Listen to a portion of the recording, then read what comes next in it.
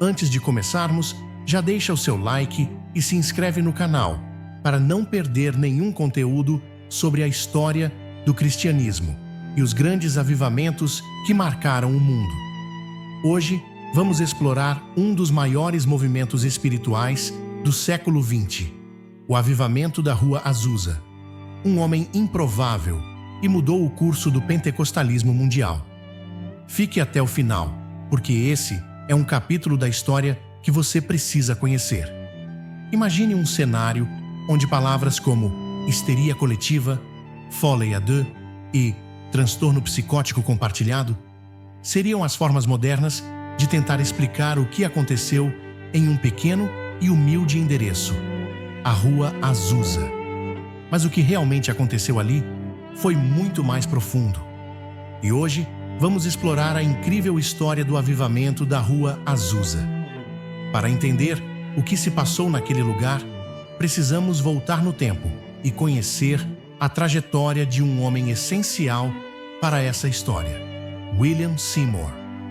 Nascido em 1870, na cidade de Centerville, Louisiana, William era filho de Simon e Phyllis Seymour, ex-escravos libertos. E antes de seguir adiante, vamos abrir um parêntese para entender o contexto histórico dos Estados Unidos naquela época. A Guerra Civil Americana havia deixado cicatrizes profundas no país. Em 1865, a rendição do general Robert Lee ao general Ulysses S. Grant simbolizou o fim de um conflito sangrento que opunha os estados do norte, liderados por Abraham Lincoln, aos estados do sul, que lutavam pela manutenção da escravidão. Com o fim da guerra, cerca de 4 milhões de escravos foram libertados, incluindo os pais de William. O país estava em um processo de reconstrução, mas as tensões raciais ainda eram intensas. William cresceu nesse cenário de mudanças, cercado por uma herança de fé e espiritualidade.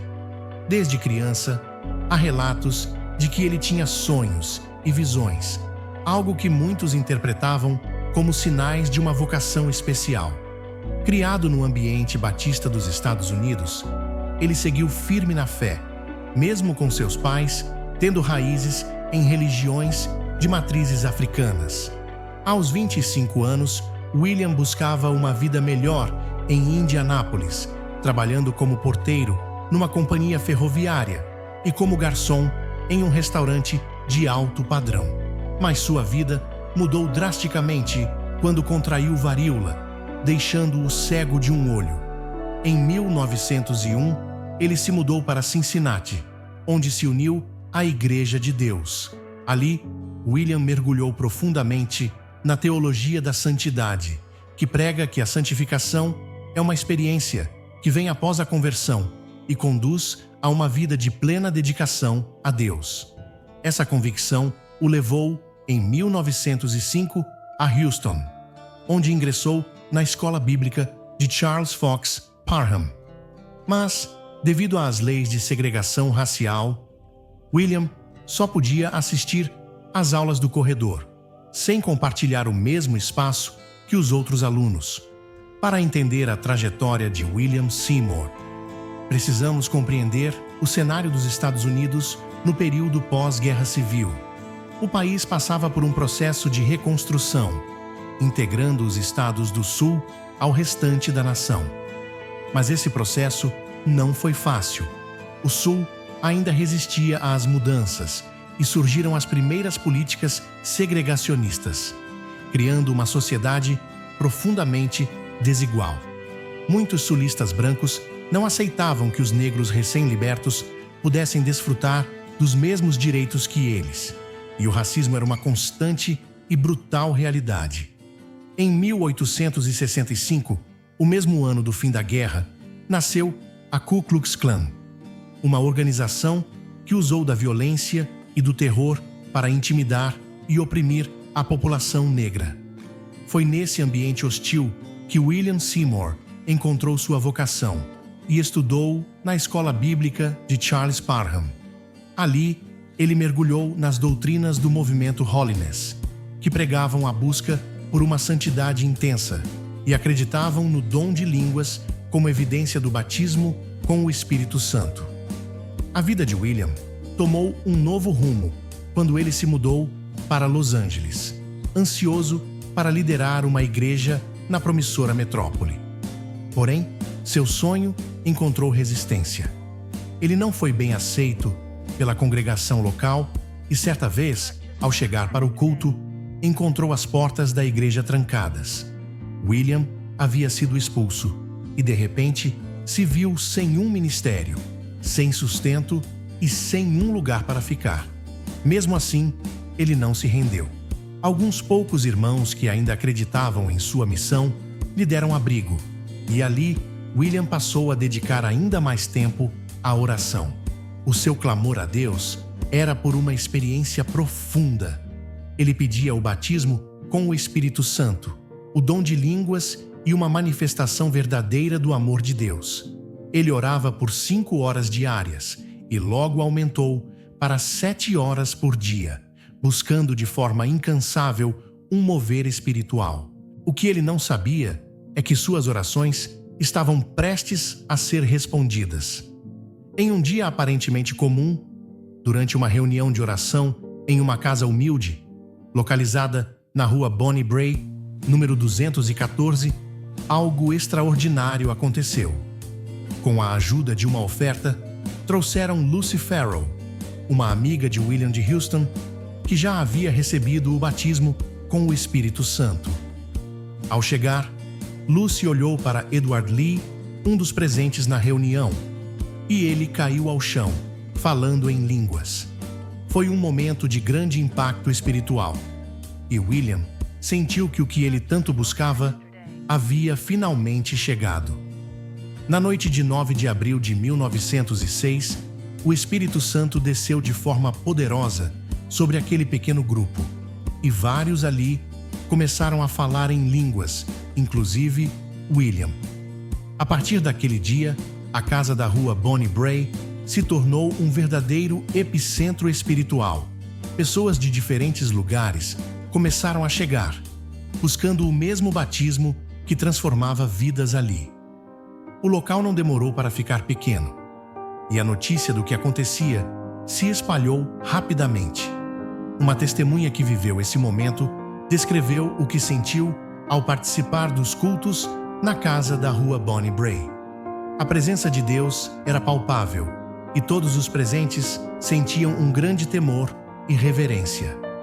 As orações eram intensas, os louvores espontâneos e os testemunhos de cura e transformação ecoavam pelos cômodos da casa. Em certo momento, não conseguíamos mais conter as multidões. Pessoas de todas as partes da cidade e de diferentes origens lotavam a rua, desejando experimentar o que Deus estava fazendo naquele lugar.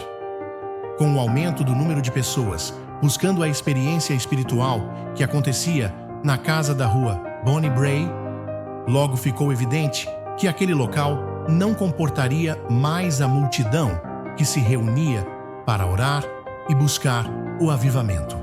Foi então que William Seymour encontrou um prédio abandonado na rua Azusa, número 312.